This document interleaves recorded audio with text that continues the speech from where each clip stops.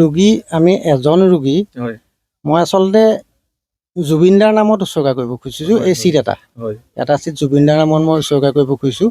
তেখেতক সোঁৱৰণ কৰি থাকিব পাৰিম যাতে সদায়, আৰু এজন ৰোগী যাতে সদায় সহায় হয়। এটা চিট জুবিনদাৰ নামত দিয়ে তেখেতক আমি বিনামূলীয়াভাৱে গুৱাহাটী বা গুৱাহাটীৰ পৰা শিৱসাগৰ তেনেকৈ আমি লৈ আহিব পাৰিম। তেনেকৈ আমি মানে মনত কল্পনা কৰিছোঁ। বাছ এইটো আৰু আমি কি ক'ম, এইটো মোৰ বুজি পাইছোঁ। হয়, আজি কাতি বিহুৰ দিনটোৰ পৰাই উজনি অসমৰ পৰা যি গুৱাহাটীলৈ যি যাত্ৰাপথ, সেই যাত্ৰাপথ সুগম কৰিবলৈ এটা নতুন নাম সংযোজিত হৈছে, যিটোৰ নাম হৈছে মেক্স বাছ। আপোনালোকে যদি মোৰ পিছফালে চাই তেন্তে দেখা পাব যে ধুনীয়াকৈ লিখা আছে মেক্স বাছ। এইখন আচলতে উজনি অসমৰ শিৱসাগৰৰ পৰা গুৱাহাটীলৈকে চলিব। দিনৰ 9 বজাত ইয়াৰ পৰা শিৱসাগৰৰ পৰা গুৱাহাটীলৈ যাব আৰু সন্ধ্যা 8 বজাৰ লগে লগে গুৱাহাটীৰ পৰা আকৌ ঘূৰি শিৱসাগৰলৈ আহিব। আমি বাছখনৰ ভিতৰত কি আছে সকলোখিনি চাম, কিন্তু তাৰ আগত আপোনালোকে চাওক, এয়া ধুনীয়াকৈ এই ডিছপ্লেখন যদি আপোনালোকে চায়, এইফালে যদি এই ডিছপ্লেখনত জুবিনদাৰ নাম ধুনীয়াকৈ এনেকৈ ডিছপ্লে কৰা আছে। ভালদৰে আপোনালোকে চাওক, এই ভাইবছটো আচলতে বাহিৰৰ পৰা যেতিয়া এনেকৈ জুবিনদাৰ নামটো দেখিব, এই গোটেই দৃশ্যটো দেখি আপোনালোকৰ মনটো এনেই ভাল লাগি যাব। এই যিখন মেক্স বাছ, সেই মেক্স বাছখন আচলতে নামটো মেক্স, অকল নামটোৱে মেক্স বাছ নহয়, ইয়াত সঁচাকৈ বহুতো কিবা বেছি সুবিধা আছে। এই সকলোখিনি চাম, আহক আমি বাছখনৰ ভিতৰলৈ সোমাই যাওঁ। এতিয়া আপোনালোকে যদি মেইন এণ্ট্ৰেঞ্চটোৰ পৰা এনেকৈ সোমাই আহি প্ৰথমে এটা ভাল লগা আপোনালোকক দৃশ্য দেখুৱাইছোঁ। এই যিখন মেইন ড'ৰ, সেই মেইন ড'ৰখনত জুবিনদাৰ ফটো এনেকৈ ধুনীয়াকৈ লগোৱা আছে। কেবিনটোৰ কাষতে এয়া ধুনীয়াকৈ এই টয়লেটৰ ব্যৱস্থা কৰা আছে। আচলতে সেই বাছৰ ভিতৰত আটাইতকৈ অসুবিধাৰ কথাটো থাকে যে যেতিয়া বাছখন ক'ৰবাৰ পৰা ক'ৰবালৈ গৈ থাকে, যেতিয়া বাছখনে যাত্ৰা কৰে, সেই যাত্ৰা সময়ছোৱাত আচলতে এই টয়লেট কৰাৰ কাৰণে ৰাস্তাই ৰৈ যাবলগীয়া হয়।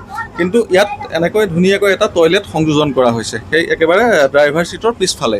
এতিয়া বাছখনৰ ভিতৰত প্ৰথম প্ৰৱেশ কৰাৰ লগে লগে আপোনালোকে কিন্তু ধৰিব নোৱাৰিব যে এখন বাছৰ ভিতৰত আপোনালোকে সোমাইছেনে নে অন্য বেলেগ ঠাইত সোমাইছে। চাওক, এনেকৈ যিবিলাক ছিট, সেই ছিটবিলাকত ধুনীয়াকৈ মেক্স বাছৰ যি ব্ৰেণ্ডিং, সেই ব্ৰেণ্ডিংটো বৰ ধুনীয়াকৈ কৰি থোৱা আছে। আৰু এই ছিটখিনি যদি চাই আপোনালোকক এনেকৈ বহি দেখুৱাইছোঁ, ইয়াৰ যিটো কুশ্বনিং আছে, সেই কুশ্বনিংটো আচলতে এটা খুব বিলাসী সোফা ছেটৰ নিচিনা।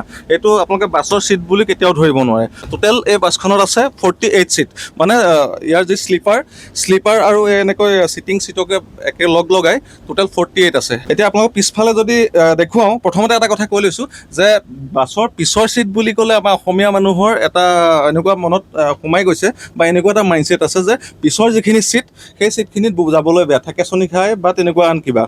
কিন্তু এই যিখন মেক্স বাছ, এই মেক্স বাছখন এনেও এয়াৰ ছাছপেনশ্যন হয় ইয়াৰ, আৰু আপোনালোকক বহি পেলাই ধুনীয়াকৈ দেখুৱাই দিছোঁ কি সুবিধা আছে। ইয়াৰ এই পিছৰ ছিটখিনিৰ ঠাইত এই গোটেইটো শ্লিপাৰ কৰি দিলে। এইটো একেবাৰে তলৰ ঠাইখিনি ইয়াত শ্লিপাৰ কৰি দিলে ধুনীয়াকৈ। এয়া গোটেই পিলো দিয়া আছে ধুনীয়া, আৰু এইটো এটা ব্লু এটা ভাইবছ দিয়া আছে। এনেকৈ আপোনাৰ গোটেইখিনি অফ কৰি দিয়াৰ পিছত এইটো ইয়াত থাকিব, কিন্তু এইটো আচলতে চাৰ্জিং পিন হয়, USB চাৰ্জিং পিন ইয়াত লগোৱা আছে।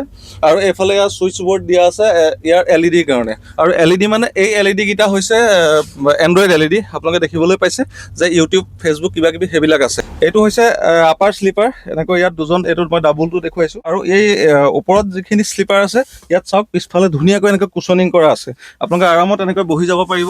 আৰু এইটো যদি হাইটটো চাই, এইটো চাওক, ইয়াৰ মূৰৰ পৰা ইয়াতো এতিয়াও মোটামুটি 1.5-2 ইঞ্চি মানে গেপ আছে। আৰু শুবৰ কাৰণে মোৰ প্ৰায় 6 ফুটৰ ওচৰা-ওচৰি হাইট আছে, মই এনেকৈ আৰামত শুই যাব পাৰোঁ। আপোনালোকক আকৌ এবাৰ কৈছোঁ যে এই বাছখনে শিৱসাগৰৰ পৰা ৰাতিপুৱা 9 বজাত যাত্ৰা কৰিব গুৱাহাটীলৈ, আৰু সন্ধ্যা 8 বজাৰ লগে লগে গুৱাহাটীৰ পৰা আকৌ ঘূৰি আহিব শিৱসাগৰলৈ। এই বাছখনত যাত্ৰা কৰিবৰ কাৰণে আপোনালোকক মোৰ ভিডিঅ'টোৰ তলত ডিছপ্লে কৰি দিছোঁ এখেতসকলৰ নাম্বাৰ, আৰু তাৰ বাহিৰেও আপোনালোকে ৰেড বাছত ধুনীয়াকৈ বুকিং কৰিব পাৰিব। নাইট ছুপাৰ নাইবা ডে ছুপাৰৰ জগতত এটা নতুন সংযোজন দেখিলোঁ, যিটো প্ৰথমে কোনো কাহিনীও দেখা নাই।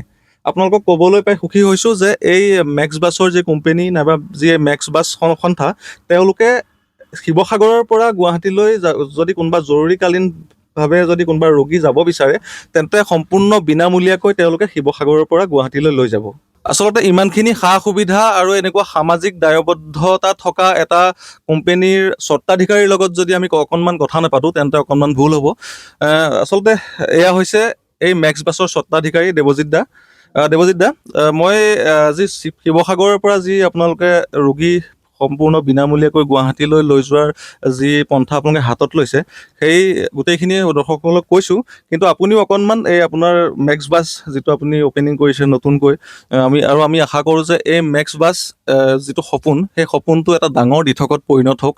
আৰু লগতে দেৱজিৎ দাৰ পৰা জানিব বিচাৰিম বা দৰ্শকসকল আপুনি নিজৰ মুখেৰে কওক যে শিৱসাগৰৰ পৰা গুৱাহাটীলৈ এই ৰোগী যে লৈ যাব সেই কথাটো। মানে ৰোগী, আমি এজন ৰোগী, হয় মই আচলতে জুবিনদাৰ নামত উৎসৰ্গা কৰিব খুজিছোঁ এই চিট এটা। হয় এটা চিট জুবিনদাৰ নামত মই উৎসৰ্গা কৰিব খুজিছোঁ। তেখেতক সোঁৱৰণ কৰি থাকিব পাৰিম যাতে সদায়, আৰু এজন ৰোগী যাতে সদায় সহায় হয়। মানে সেইজনে আমাক অৱশ্যে আজি ৰোগী বুলি কৈ আহিলে আমি উঠি যাব দিব নোৱাৰোঁ। তেখেতে আমাক উপযুক্ত প্ৰমাণ দিব লাগিব যে তেওঁ আচলতে অচল নহয় আৰু তেওঁ সঁচাকৈয়ে এজন ৰোগী। এতিয়া আমি নিশ্চয় এটা চিট জুবিনদাৰ নামত দিয়ে তেখেতক আমি বিনামূলীয়াভাৱে গুৱাহাটী বা গুৱাহাটীৰ পৰা শিৱসাগৰ তেনেকৈ আমি লৈ যাম, লৈ আহিব পাৰিম। তেনেকৈ আমি মানে মনত কল্পনা কৰিছোঁ। বাছ এইটো আৰু আমি কি ক'ম, এইটো মোৰ বুজি পাইছোঁ। হয়, আচলতে জুবিন গাৰ্গৰ প্ৰতি কিমান মৰম থাকিলে এনেকৈ এই বাছখনৰ এটা চিট জুবিন গাৰ্গৰ নামত উৎসৰ্গা কৰিছে। কথাটো একেবাৰে সৰু কথা কিন্তু নহয়। আপোনালোকৰ কথাটো শুনি হয়তো আৱেগিক হৈছে, আৰু বহুত মৰম থাকিব লাগিব। আচলতে গোটেই অসমবাসীৰ জুবিন গাৰ্গৰ প্ৰতি মৰম আছে। সকলোৱে নিজৰ নিজৰ মৰম নিজৰ নিজৰ দিশত দেখুৱাইছে, আৰু তেনেকৈ এই মেক্স বাছৰ যিজন স্বত্বাধিকাৰী, সেই স্বত্বাধিকাৰীজনে এই বাছখনৰ এটা চিট মানে যিসকল দুখীয়া আৰু ৰোগী সেই তেওঁলোকৰ কাৰণে ৰাখিছে, আৰু সেয়া ৰাখিছে জুবিন গাৰ্গৰ নামত।